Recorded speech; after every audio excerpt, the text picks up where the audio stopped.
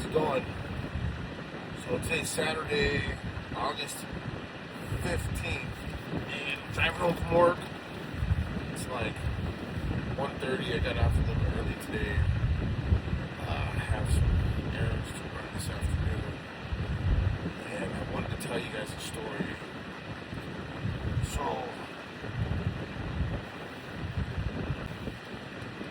So as most of you guys know, I'm an electrician. I've been an electrician for a long time.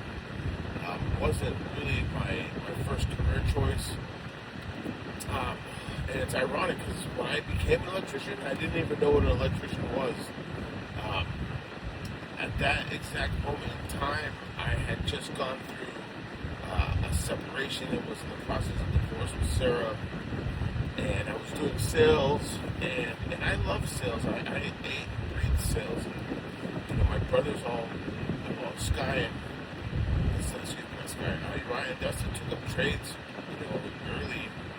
And at this point in our lives, I was working long days, long hours, Christmases, holidays were tight, and the boys were home at like 1:30 in the summertime. They were starting to make decent money because they'd been in their trades for a few years. And I thought to myself, maybe I need to do that. I had landed like the mother of all sales jobs at one that truly gave me the ability to write my own paychecks. It was super cutthroat, and I felt dirty at the end of the day. And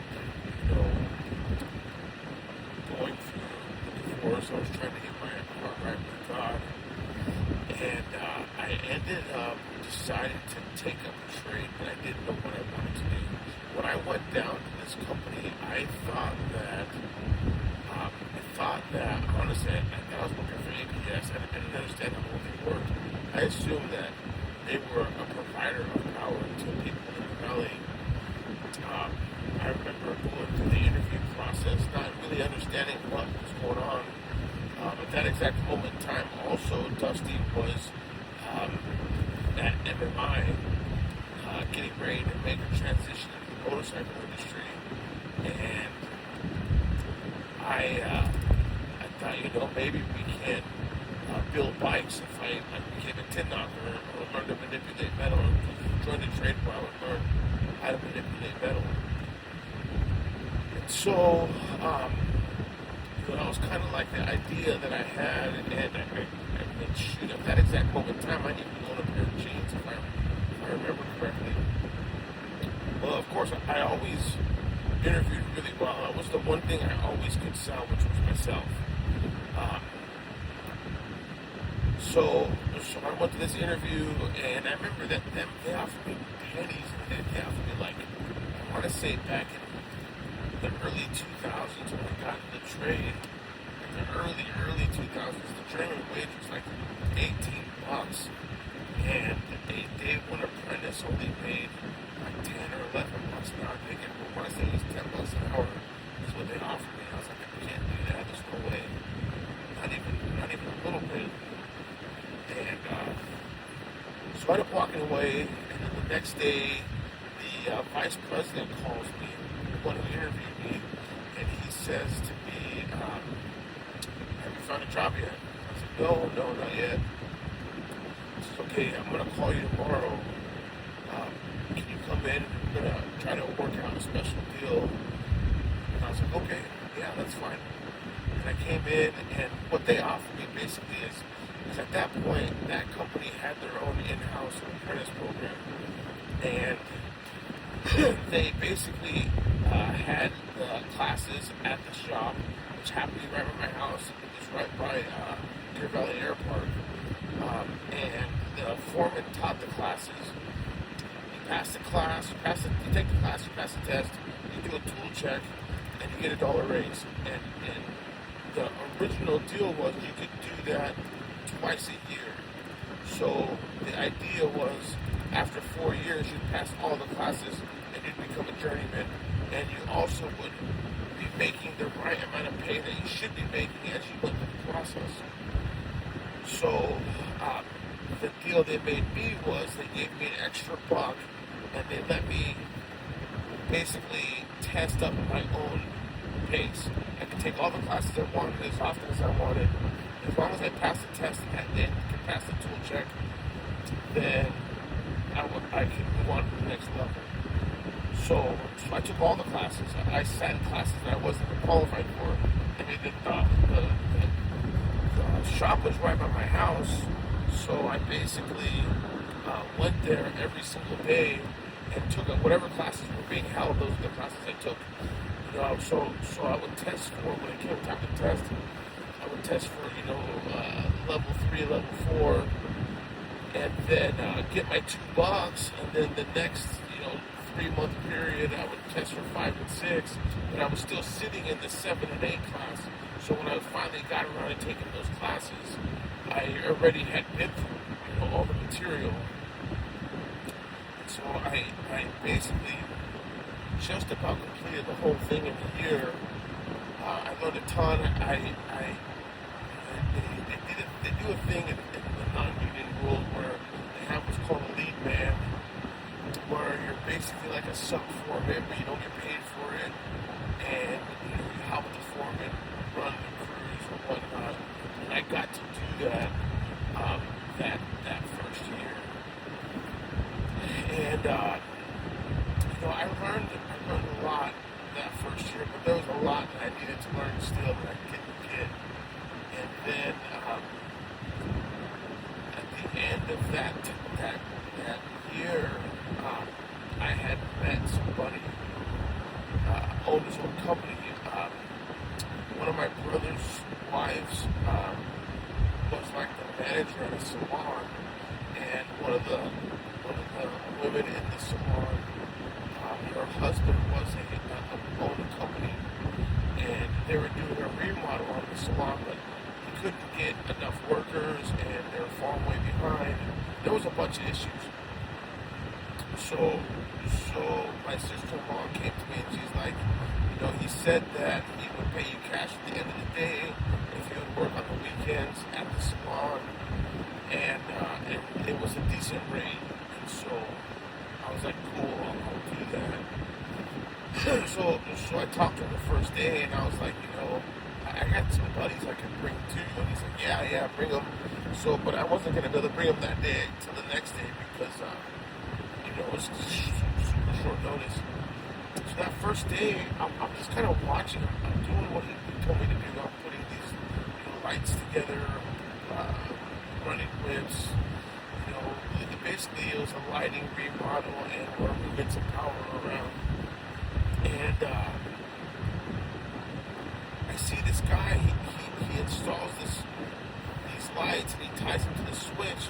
And he checks the switch and everything works and he goes on to his next task. And then he comes back, he goes to flip the power on and the lights don't come on. And he's playing with the power, he's checking the boxes, he's trying to troubleshoot, he can't figure it out. And he goes and calls the boss, and the boss is gone. He's at another job. He's doing service calls. He's got to stop what he's doing, come back, and problem solve for this guy. It turns out he had tied into a switch leg. So when somebody turned the other switch off, his lights went off, and dude was like, I don't know, kind of freaking out, and then. I don't know, it just was an odd thing. This guy had service calls that he had to do, and he's got all of his workers working on this salon, and they're slow and they're kind of lazy, especially with the boss not being there. So I brought my buddy Corey with me the second day, and the second day I went basically just listened to what he's saying, to what he's telling him what they're going to do. And I didn't really know what to expect that second day.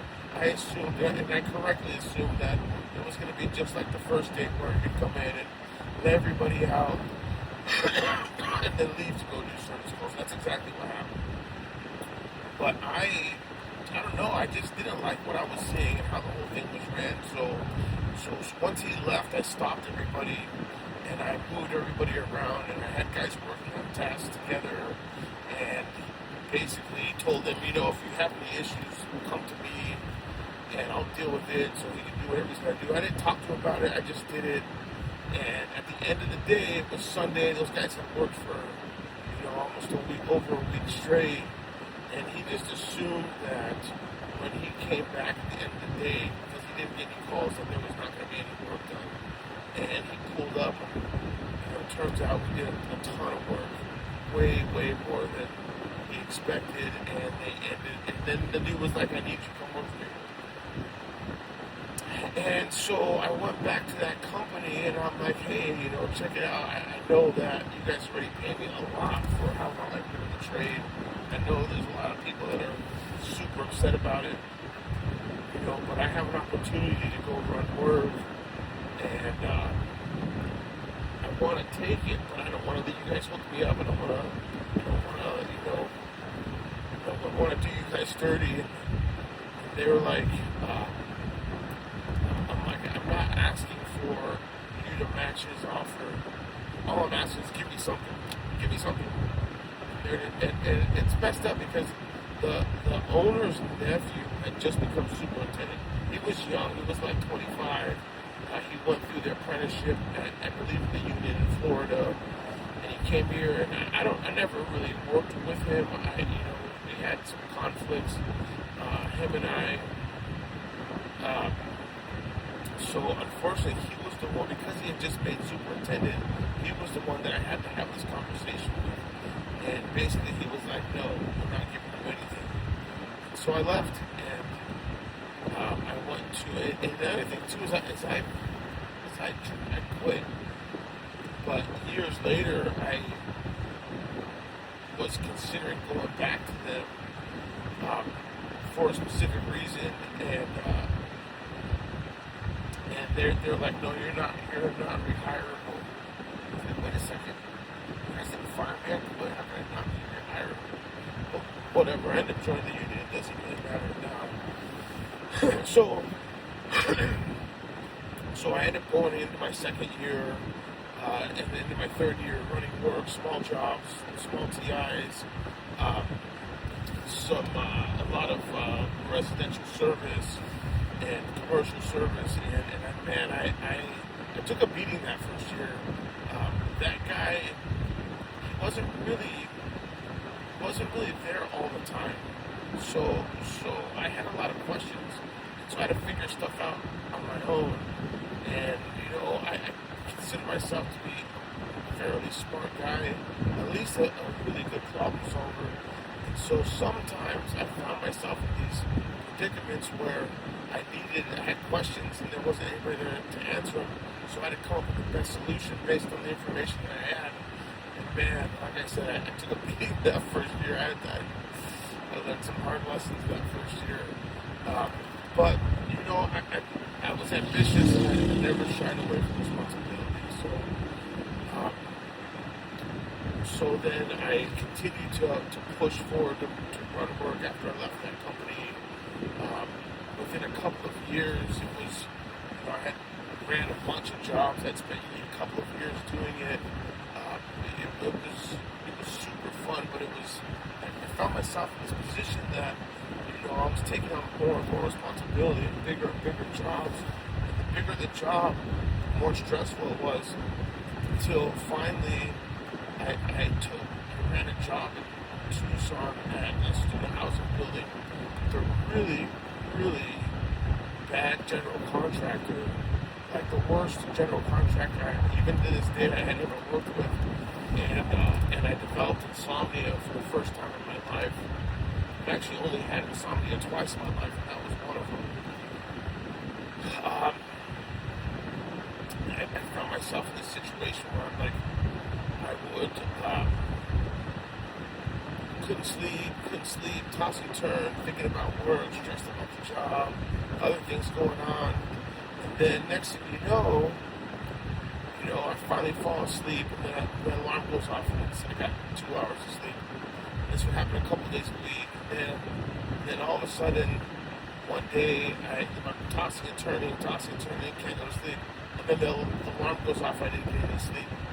And then that started happening like once a week, and then twice a week, and then finally there was like a week where I didn't get any sleep, and I was like trying to run this extremely difficult project with these numbskulls in the general contracting company on top of like getting dry humped up and down the field by my superintendent, which I told you guys that story. Um, Brian Rowland, what's that guy's name? Um, just made everything 1,000 times worse having to deal with that guy on top of everything else I had going on. I finished that job on time. I finished that job under budget. This project manager for that job, ironically, works for the company I'm at now, and I had an opportunity to chit chat with him a couple of times. I really like that guy too. He's smart, funny. You know, we had a lot going on back then, and he always he kept his head in the game. So, but anyways, from that time until now, I mean, I joined the union years later. It hasn't even been 5 years yet. And from that time until I joined the union, I had ran and overseen pretty much big, decent-sized jobs. I know I did spend a year at CenturyLink I basically was trying to break into project management. I had a project coordinator position that involved sales, and that was super cool. And I was hoping I could, take that time. That was right before COVID hit, and try to help push me into project management. But now that I'm in the position that I'm in, I'm really glad it didn't go through because I didn't want to go into project management. I don't know, project management is not the place to be, in my opinion. It's weird how the trade is morphed. But right now in the valley, there are the job site that I'm going to. It's a fairly large job site. It's right next to TSMC. TSMC just got another contract from the government to basically double in size. That just happened recently.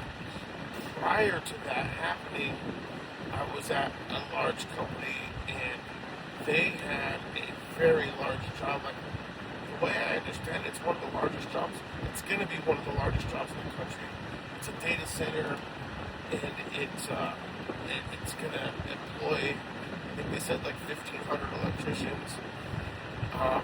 There's going to be a huge incentive to man that job. Like my job now has an $8 an hour incentive. That job they were talking about starting out with a $20 an hour incentive, which will push all the other incentive jobs up because those companies aren't going to want to lose their workforce, which is typically what happens in a case like this. Everybody starts dragging up to go make more money. There's a company out of Las Vegas that's here, and they're running work here, and they do a thing where they pay their employees Vegas wages. The Vegas wage right now is like $58. The journeyman wage for electricians in Arizona at our local IBW 640 is $42 an hour.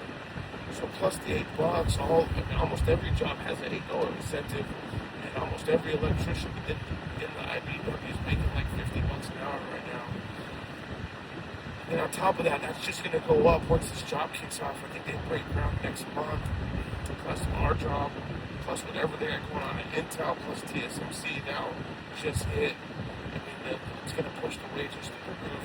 It's a really, really good time to become an electrician. We work a lot of hours. I'm scheduled 4 10s, 2 8s. It's the time that I am responsible for. Anything above and beyond that is extra, but that's not a situation where my schedule's 40 hours and I get to work, an extra 16 when I want. That would be a good deal to not have mandatory overtime. But I took a call, and when you take a call, you have to abide by that call. Otherwise, you need to take a different call that has more, that gives you more along the lines of what you're looking for.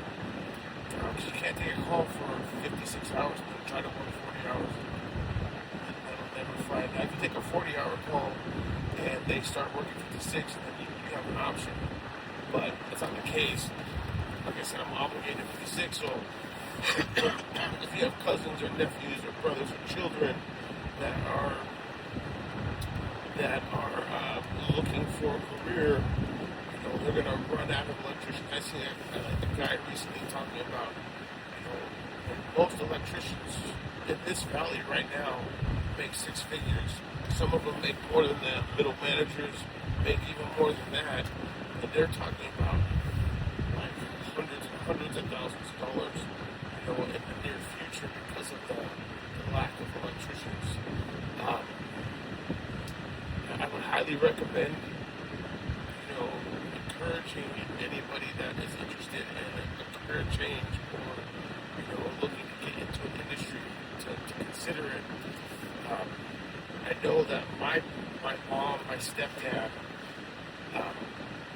my brothers, some of my nephews, they've all been either ironworkers or glazers. And ironwork and glazing is labor intensive. Those trades look at electricians as being lazy. And the reason is because electricians walk around with a rolling toolbox carrying a stick of conduit. And these guys are lifting sheets of glass, girders of steel and iron. And so, they look at electricians because it's not nearly as labor intensive as some of the other trades. It's really, the truth of the matter is, I'm sure that non-electricians will scoff at me for saying this, but you have to have a good head on your shoulders. You have to be smart. You got to be able to crunch numbers in real time. I've built racks and racks and racks of conduit, and it all bends perfectly. I'm sure if you go through my social media, you'll see conduit work that I either did or oversaw or both, and it's got to be perfect. In my opinion, that's how I do things at work. But I would highly, highly recommend, anybody that even remotely fits that criteria to consider it. The irony, it's funny because when I first started at this company, I got my paychecks, and my direct deposit hadn't kicked in yet, and so I had to go cash the checks. And the 2 weeks that I went to the bank, both weeks, the kid cashed my check was like, "Holy cow, what do you do for work?" And I tell my electrician, I'm a union electrician. They're like, "How do I do that?" And I'd give them all the information. I would leave there, and it'd be like, "How can I get a hold of you?" Asking questions. It's worth it. It's worth it if you can see, long term. You can see the future. You'll see that it'll be the best decision you ever made. I've always said that it was the best decision I ever made. Now I would say it's the second best decision I ever made. But I would say definitely look into it. Feel free to hit me up if you have any questions, comments, concerns. Anybody that would like to ask questions. I'm not opposed to answering questions. And if you're not in Arizona, some of these states pay through the roof. I know Oregon, Washington pay through the roof. Nevada, California, Utah all pay stupid money. The Dakotas, New York, pretty much the whole Bible Belt pay decent money. I think some of the states that pay lower, a little bit lower, like I think Indiana. I don't know. I never really bothered to research the states that pay the least. Usually that's us. That's always traditionally been Arizona. So I don't know. Just thought I would share that, kind of share some of my electrical experience in the trade. And people always ask me, "Have you ever been shocked?" I have. I got lit up like a Christmas tree a couple of times. I've never been hospitalized. I've never been on a job. Well, I did have one kid get hurt on one of my jobs. He went to go. he went to go push wires into what's called a connector, and he held the connector into his hand, and when he pushed the wires in, he direct shorted, probably from hot to neutral or hot to ground, 277, and it basically blew up in his hand. I am pretty sure he had gloves on. It wasn't a career-ending injury. It wasn't even. It was holy crap, that sucks. You're gonna be probably doing some rehab for a couple weeks, but you'll make a full recovery before too long. Type of injury. But yeah, that was rough. You never want anybody to get hurt on your watch. But other than that, I mean, it sucks, and yeah, it's a dangerous job, and that's probably why we get paid what we get paid.